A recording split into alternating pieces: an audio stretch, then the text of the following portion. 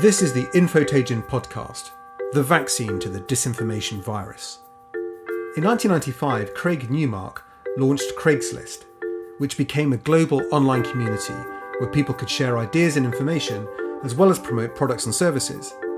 Today, through Craig Newmark Philanthropies, he supports projects and organisations that promote quality journalism and investigative reporting. I'm Damian Collins, and I'll be joined on this Infotagion podcast by Craig Newmark, where we'll be discussing how social media has become weaponised by bad actors, including foreign states, to spread hate and division, and what can both the tech companies and governments do to address this.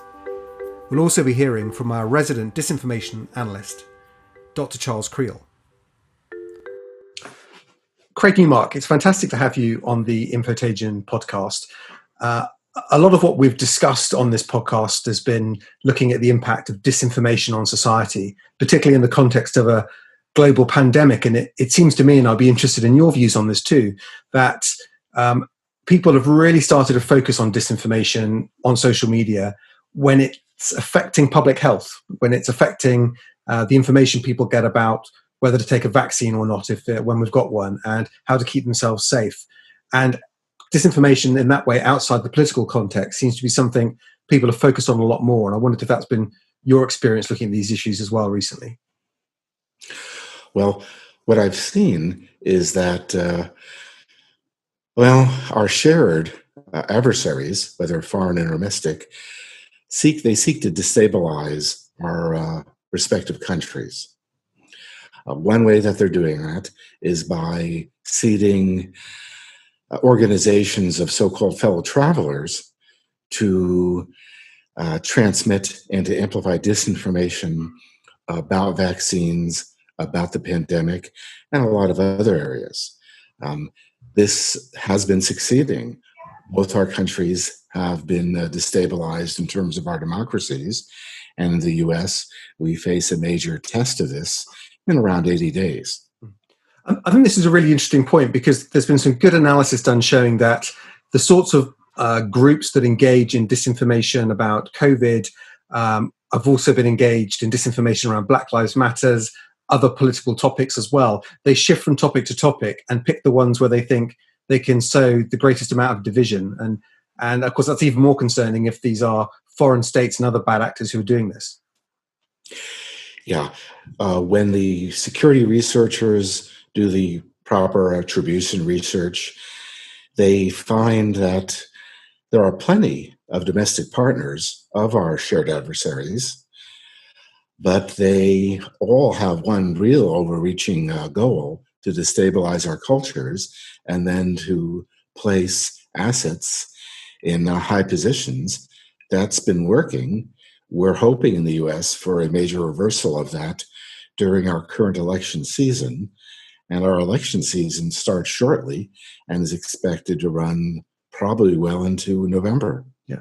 I mean, do you think that anything fundamentally has changed between now and 2016, in that the sort of tactics that were deployed then to divide communities, suppress voting, do you think those tactics could be run again? Or do you think enough's been done to try and stop it? The same tactics are being run again. One difference appears to be that our adversaries have been much more effective in making use of their domestic partners in amplifying disinformation. That's a big threat, and apparently in both our countries. When you say they're domestic supporters, the domestic allies, who do you mean by that? Well, in the US, there's a number of organizations that have been pretty active spreading disinformation. We have one party in this country doing that. There are a number of extremist groups. Usually they're xenophobic.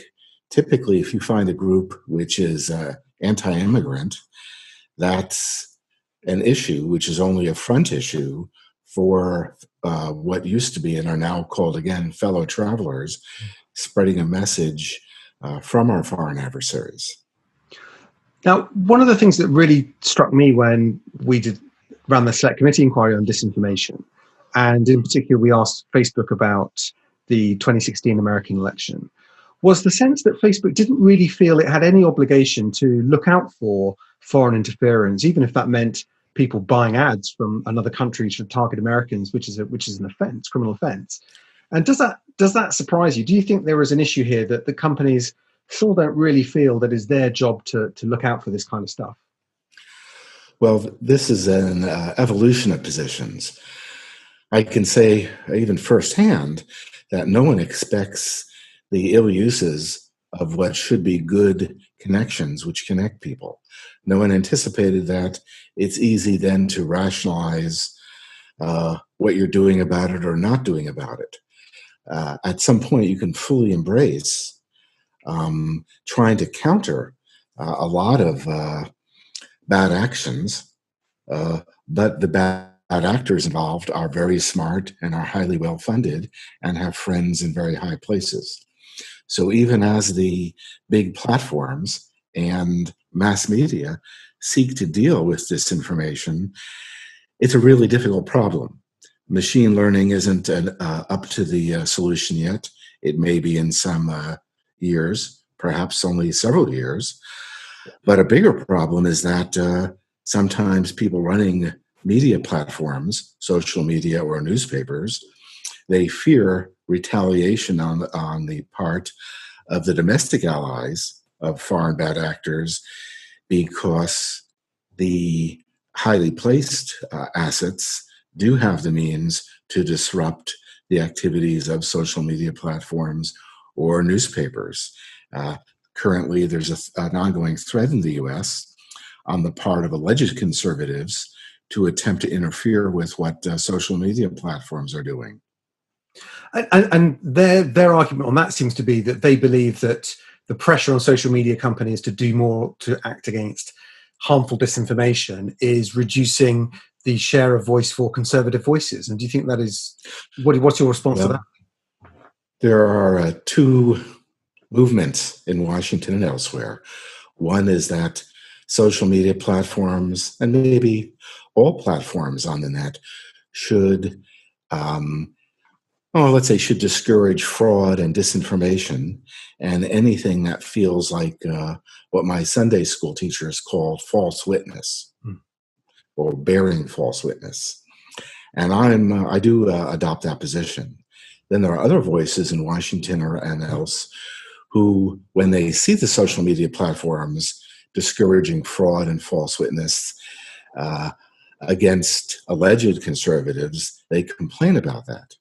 But what we're just talking about is reducing fraud and false witness and harmful disinformation, and no actual conservatives are being attacked. Yeah, I mean, I can understand the point that it could be difficult for a company like Facebook to police everything that anyone says on Facebook at any one time.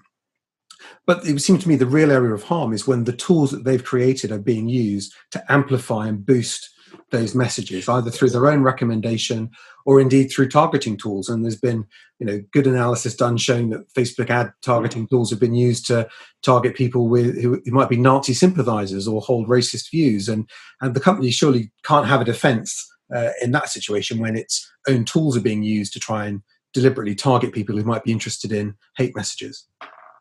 Well, these are really, really difficult problems. And en masse, the solution will probably come from machine learning. Again, that's a future. In the here and now, there are means by which the platforms can discourage disinformation because some of the worst sources of disinformation are fairly obvious. The platforms are taking action against some of them, but they don't have the will yet to take on the high-placed assets of our foreign adversaries, both countries, since they're very well entrenched and have violent associates. Do you think that's a really powerful and interesting point? Do you think they're intimidated against taking more action against the sources of this disinformation, particularly if it's coming from, say, sources in Russia or Iran or countries like that? Well, in the US, there's been the beginning of violence against parties who act in good conscience to tell the truth. That's only beginning. The violence so far is mostly informational, although there have been some episodes of physical violence, say at rallies. In the UK, I understand that there are parties who've had adventures with polonium or Novichok Mm. if they've sought to act in good conscience. This is a big problem in both countries. I'm more actively involved in the US, but somewhat international. At the very least, I'm working with groups like the International Women's Media Fund to find constructive approaches to take the battle to the enemy when it comes to attacks against journalists. First, mostly focusing on women journalists. They take the brunt of the harassment. Mm. I mean, when we look at some of this harmful content out there and the way it's targeted at people, I also think it's, I don't think we should accept that we should live in a world where people's engagement with each other through social media also comes with a load of hate speech, racist language, anti-Semitic language, bullying and intimidation, that we just seem to have being asked to accept that this is just, people have a right to say what they like, and therefore this is just the way of the world now. I don't really see why the world has to be like that, or we should accept it. And do you feel that the sort of First Amendment defense that the social media companies use, that they can't regulate speech, is that good enough? Do you think they're right in their interpretation of this? Well, the First Amendment affects the U.S. government. That is, the U.S. government can conduct censorship, but a social media platform or a newspaper, at least in the U.S., those are private property. They can do what they want.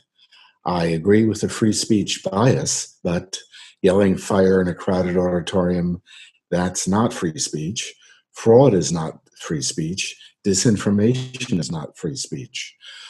So when bad actors whose job is to commit fraud, to commit disinformation, to bear false witness, when they do those things, those are not matters of free speech at all. And detecting them all is very difficult, but the worst cases are very obvious. Do you think Mark Zuckerberg will end up doing more than he's prepared to do at the moment? Do you think the debate is pushing him along, and particularly the concern around medical disinformation linked to COVID is pushing him into making decisions he wouldn't have made before? I think the people who work for Mark, are pushing in that direction, a direction of good conscience. I've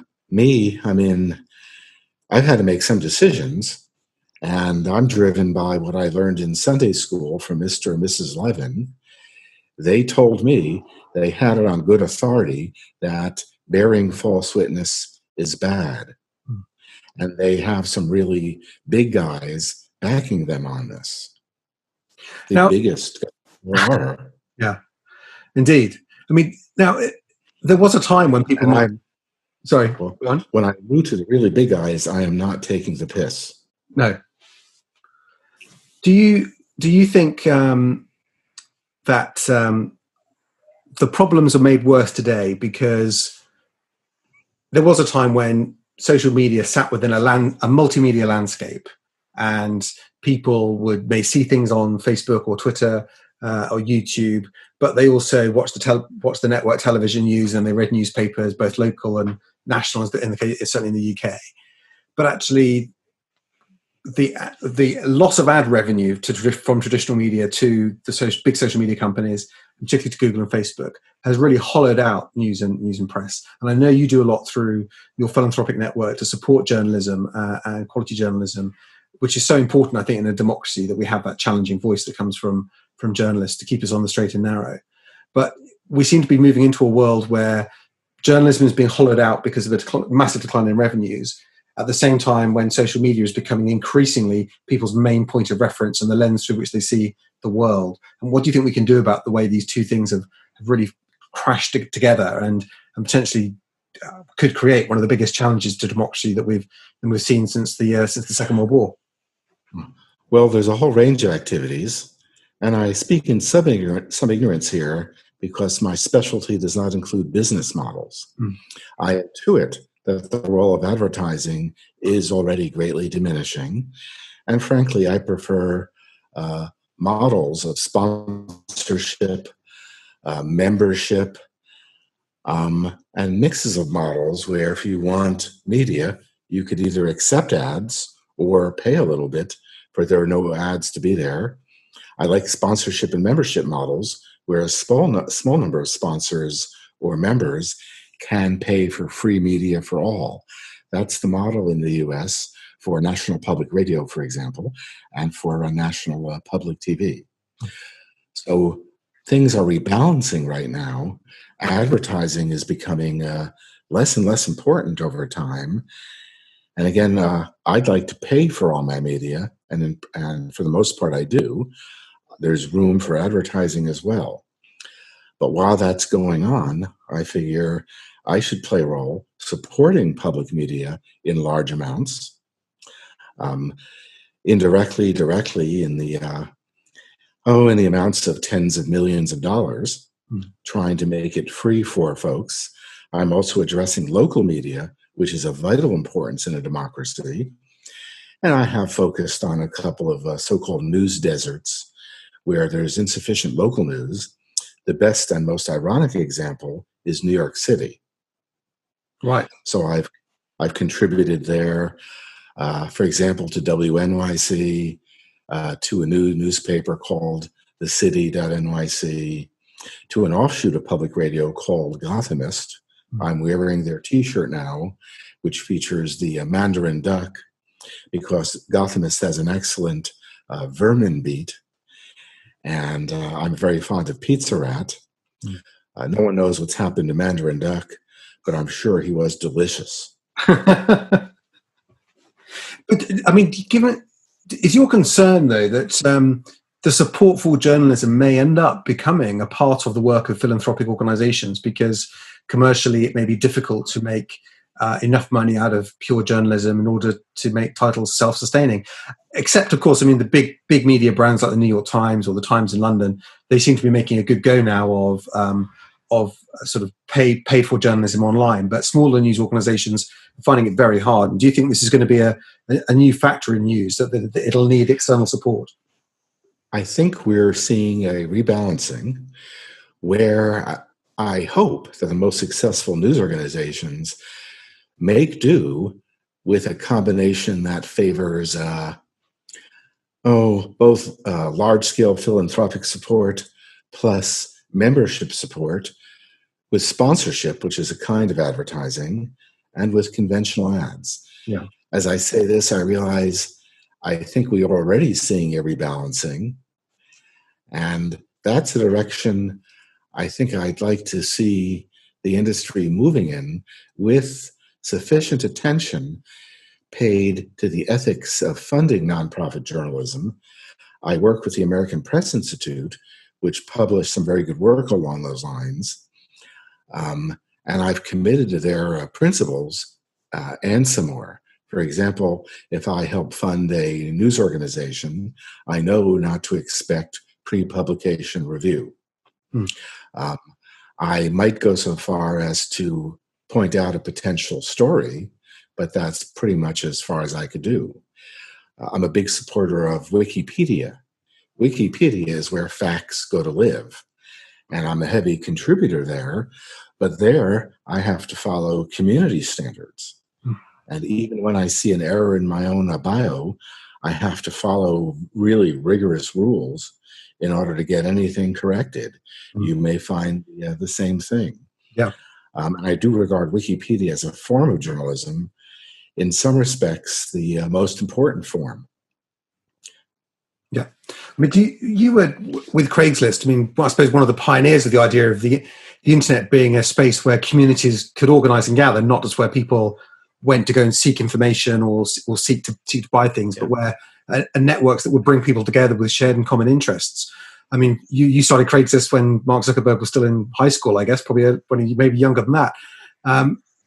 Looking at what sort of community life has become like on social media now, I mean, are we now where you thought we would be? I mean, do you, and if social media has become the town square of the world, in what sort of state do you think that square is today? I think social media is collectively the town square of the world. Mm. It is overshadowed in the news by what bad actors are doing with it. But Mm. I routinely see, let's say, in neighborhood mailing lists, people helping each other find lost cats, Yeah. people sharing information about the unexpected thunderstorm that passed through San Francisco days ago. Mm. And sometimes in social media, in neighborhood groups, people ask the classic question, what's that smell? Um, Remember, there are far more bad actors. I'm sorry, far more good actors, people of good conscience on social media, but we've evolved to notice the threats to us. That's why we see what people of bad conscience are doing. Yeah, I think that's right. And I think one of the big differences between now and say 2016 is that we've begun to understand the questions that we should be asking and the things that we should look out for in a way that we just weren't before. But we're going through a period when political debate seems to be getting more extreme. The language that is used in politics is getting more extreme. Maybe that's down to one or two leading politicians, but it nevertheless certainly seems to be a fact. We are living also through very challenging times. What do you think is happening here? Is the tail wagging the dog? Is the exploitation of social media making people angrier, or is it simply reflecting the world as people really see it? Our shared foreign adversaries have used polarization as a means of weakening both our countries, of destabilizing both countries, and others like Ukraine, Italy, Hungary. Um, the polarization is deliberate. Our foreign adversaries find domestic partners who can profit by polarizing their countries. And in some cases, our foreign adversaries have won victories. In some cases, they've won the war. And so their domestic partners are the drivers of polarization, but our foreign adversaries play a role, and they've been using these strategies for well over a century. And it would. I mean, so do you think their activity has played a big role in making the world an angrier place? Yes, anger is a profit, and when things are destabilized, when things slide in all directions, that presents great opportunities for both good actors and bad actors. Um, Chaos is a ladder, and I realize that I'm quoting Game of Thrones, but that's the most eloquent description of the intended effects of destabilization. In the US and UK, our foreign adversaries have won considerable victories. And I do know in the US, we're fighting back, and I'm hoping for a mighty victory in election season. But my optimism is cautious. I mean, do you think the tech companies could be doing more to de-escalate this, if you like, to try and, because it seemed to me that to fight this battle, if we think social media is one of the big battlegrounds, without the support of particularly the big American companies that are so important in this battle, it's going to be much harder for us. Well, on the social media side, I think people in the highest office are beginning to understand the ramifications of what they've done. Mm. Their employees are telling them that. That's also true in mass media. There, the issue is that reporters, journalists don't want to amplify disinformation. They are now having a hard time convincing their editors and publishers, since the editors and publishers find news of polarization profitable. But there are people, including me, who are reminding them that journalism ethics prohibits the amplification of disinformation. Mm. Specifically, the ethics of news distribution prohibits that. And news distribution is something done not only by newspapers, but by social media platforms. Me, again, now and then I remind them of what I learned in Sunday school. It is bad to bear false witness. Yeah. Looking at the election in November, um, Joe Biden's been quite critical of Facebook, has issued public challenges to Facebook about the need for them to do more to stop people using political ads on social media to spread lies. I remember watching the first Senate hearing with Mark Zuckerberg, and I thought Kamala Harris was asked some of the best questions, some of the toughest questions of Mark Zuckerberg in that hearing. If we have a kind of Biden-Harris government in America next year, do you think there's going to be a big change in approach and policy towards the tech companies? I think we're going to see a fair approach to big tech companies. For example, they at least should deal with the easy cases of mass disinformation and accelerate development of machine learning to deal with bad situations. I have a lot of confidence in Kamala based on working with her intermittently over a period of about 15 years, starting when she was the DA of San Francisco. At that point, she wanted me to validate a hunch that the city of San Francisco had bought the wrong email system. And I believe that the error was corrected not long after that meeting. Yeah. I have a lot of confidence in people who I think will take other high office, perhaps Secretary of the Treasury. I've worked with Elizabeth Warren for some time, like with the Consumer Financial Protection Bureau, which is basically an anti-corruption agency in the U.S. Do you think? I mean, you're very much part of the senior echelons of the tech community in California. There's the debate around technology and its role in society. I think it's been amplified in the last couple of years. Some people interpret that as a kind of anti-tech agenda. But do you think people within the community you're part of see this as these as problems that can be solved and ultimately will be solved, and shouldn't be in any ways a barrier to the development of tech and the positive role it can play in society? I think the discussion is overall healthy, with the exception of false claims of censorship and bias against alleged conservatives. Yeah. Now, Charles Creel's been listening in on the discussion, and Charles, it's good to have you with us as always on the podcast. Thanks, Damian. What's caught your attention over the last couple of weeks? Well, what I've really been looking at, I mean, a lot is happening this week, including the Democratic Convention in the United States, but it's really hard to ignore that the Senate Select Committee on Intelligence this week has released their fifth and the final report on Russian interference in the 2016 U.S. presidential election. It's absolutely electrified the entire counter-disinformation community, if such a thing can be said to exist out there. The report was the result of a bipartisan investigation, and it lasted 3.5 years, examined more than 1 million documents, and took evidence from over 200 witnesses. And as we said, it's the final volume 5 of their inquiry, and it came in at 966 pages, which is an awful lot of information for the world to process. It documents extensive contacts between the Trump campaign and Russian operatives in the months before the 2016 election, and overall it concluded that Russia meddled in that election, and they continue to do so.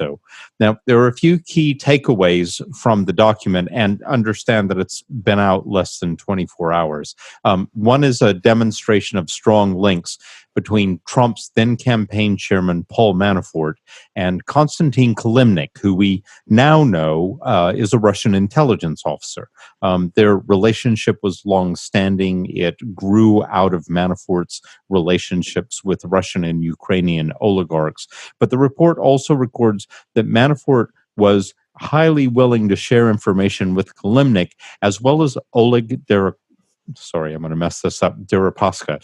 Russian oligarch and industrialist, and that it represented a grave counterintelligence threat, which is strong language when you're speaking about the chairman of the RNC's presidential political campaign.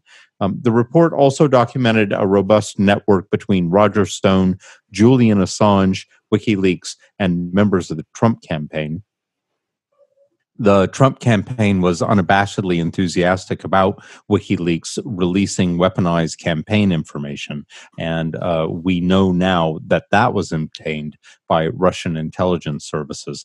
And what we're talking about here is the collection of the DNC's, Democratic National Committee's, emails stolen by hackers operating under the pseudonym Guccifer 2.0.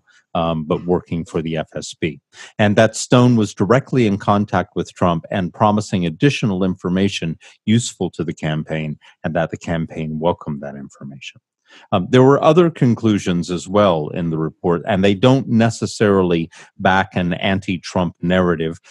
This report differs from the Mueller report, for example, in that it didn't look at criminality, but rather at counterintelligence concerns, and it deems the Mueller report focused too narrowly on criminality. But they also called the Steele dossier into question in the report, suggesting the FBI might have been the victim of a disinformation operation. And in fact, this 1,000-page document is riddled with references to Steele's dossier. The report also doesn't use the word collusion. But here, it's really worth noting, Damian, that the acting chair of the Intelligence Committee since May of this year has been conservative Republican Mark Rubio. And what I mean by pointing that out is that Rubio has come in at the tail end of the report with a very strong level of influence over the published contents. Now, despite this, the report does conclude Russia's interference in the U.S. election is real and is ongoing, and that it's vital that the public position themselves as informed information consumers. And I'll also note there's extensive information throughout the document, both about the Steele dossier, but also about Cambridge Analytica and links between the Trump campaign and several foreign countries and international organizations. But I'll have to say that at 995 pages, I might have to save an in-depth analysis for another episode. I've read the reporting on this. There are Senate Republicans who have provided pretty solid evidence of the Trump campaign working with Russian intelligence and so on. And I admire the courage of the Republican senators who stood up for this. I know that there's been some attempts to walk it back.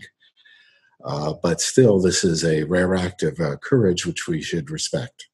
I think that's absolutely true. And I find it interesting, both some of the conclusions in the report, also its publication this week, especially as the DNC are holding their convention. And if everything is a text to be read, my reading of this text is that the support for Trump is waning significantly.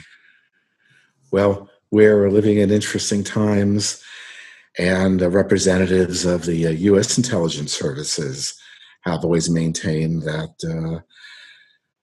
there was a lot of improper connection between the Trump campaign and Russian intelligence. I know very little on the UK side. I've met people from GCHQ socially, but it's limited to that. And I'm only concerned with that because they seem to oppose some of the work done by Sir Harry Pierce at MI5. Well, I mean, it's extraordinary in a way. I think we've seen this with the Senate report and also with the Russia report that published by the UK Intelligence and Security Committee, that somehow it seems to be political to even acknowledge the fact the Russians are trying to interfere. And you think in another era, we would have said, okay, well, let's acknowledge this is going on and let's develop a strategy to counter this. But even the existence of this threat seems to be denied by people because of its political connotations. That's right. If you've emotionally invested in someone who's known to be an asset of a foreign intelligence service, it's hard to admit to yourself that you've been made a fellow traveler. And worse, if you know what the other euphemism is for a fellow traveler. Do you think we'll see more shenanigans during the remaining weeks of the election campaign? There was the Twitter hack recently, where probably a load of direct messages will have been scraped by the hackers to be deployed at some point. Do you think we'll see more things like the sort of email hack with Hillary Clinton that was released during the final weeks of the campaign? Do you think we should be looking out for things like that? Well, bad actors in high office have already come out and admitted that they're trying to disrupt the election. They're trying to rig it. And fortunately, a lot of vigilance regarding the U.S. Post Office may have averted a fair amount of that, which I appreciate. Yeah. Yeah. Sorry, go on. I do know much less about the UK situation, and I really should know more. Or I only have questions about the matters in the UK. For example, will there be another season of Killing Eve? and also, since I do watch a great deal of British TV, I'm not convinced that Matthew McFadyen and Rupert Penryn-Jones are those two separate people or one guy with two different acting styles. I would like these addressed. I think this is a really important question. I'm just trying to think, have they ever appeared in the same thing together? I'm not sure they have. Yeah, and if you could open up a formal inquiry into that, I'd appreciate that. Yeah, exactly right. And I think these are very important issues. I think because Phoebe Waller-Bridge has kind of like shared the writing of Killing Eve, it makes it more likely there'll be another series of Killing Eve. Thank you. I'm greatly comforted. Also, how long can Bernard Cornwell continue writing the Saxon Chronicles? I think there's no end to that, and I'm sure probably like Ian Fleming, there'll be kind of other people will pick up the mantle even when he's unable to do it. And I think it's Bill James writes the excellent Eels and Harper police procedurals. If you could encourage him to write more, I would appreciate that. We'll certainly pass that on. I'm sure they'll be listening to the podcast and they'll pick that up directly. But if not, we'll follow it up. I mean, please leave all that podcast. Oh, we certainly will. Don't worry about that. But as we sort of coming towards the end of our discussion for the podcast, we've discussed a lot about. We've had a lot of discussion on the problems, where we see the problems as lying.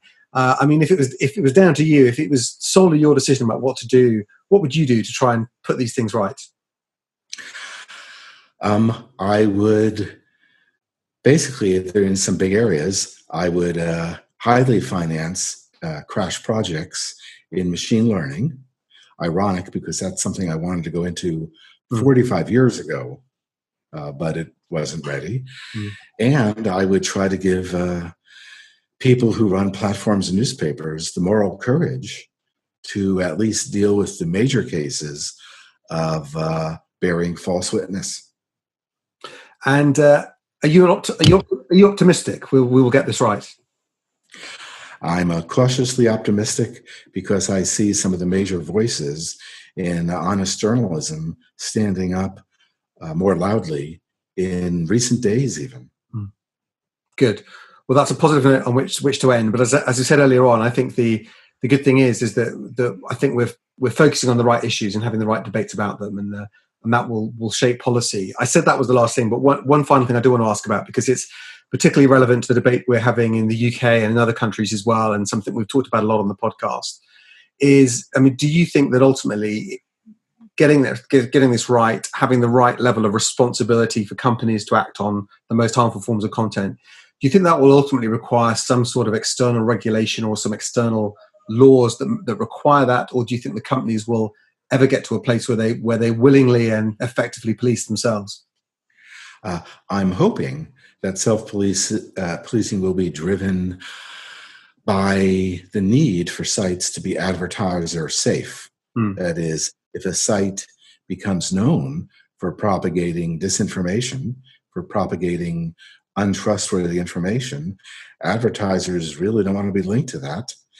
And with the shrinking of the advertising base, that may change things in unpredictable ways. I think we've all been really struck by the impact of the Stop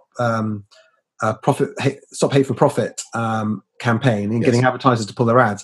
But there's an interesting conundrum here, which is that I really hope those big companies, particularly the likes of Coke and Adidas, they continue that. But can they afford to be off Facebook for too long? Can the combined weight of the ad industry and the big brands make a real sustained stand that will make Facebook change? Well, that's an unknown, because I don't know if advertisers find the big social media platforms as effective advertising media. I plain don't know.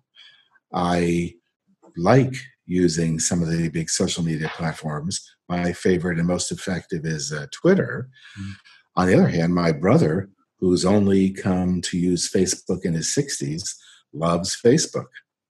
And that is really good. I just need to see, I think advertising may not be the dominant means of paying for social media or entertainment or news in the future. Mm. These models are evolving. I'm trying to play a role in this and might play an increased role next year, assuming there still is a functioning American and UK democracy. Right. Are you going to buy TikTok? TikTok, I've seen good things done with it, but I think it's for the youngs. And I haven't been a member of the youngs ever. But yeah, I mean, it's an interesting situation with TikTok. I mean, various rumors about who might acquire it. Do you think this can be done? Can you break away a media brand from its parent company, bolt it onto another company, and make it a go of it? Do you think that's going to be possible? I don't know. I can only hope it's done in good conscience.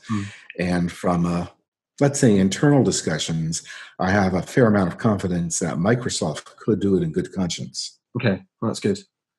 Craig, it's been wonderful to talk to you on the podcast and cover such a wide variety of topics and been very generous with your time. Thank you so much for joining us. Hey, it's my pleasure. Thank you. Thanks. You've been listening to the Infotagion podcast, hosted by me, Damian Collins, and featuring Craig Newmark and Charles Creel. It was produced by Lucy and David Dargahi. You can find out more about Infotagion, the independent COVID-19 fact-checking service recommended by Ofcom, and send us examples of disinformation you've seen by visiting our website, infotagion.com, or using #IsolateTheLies on Twitter, Instagram, and Facebook. Thank you until next time.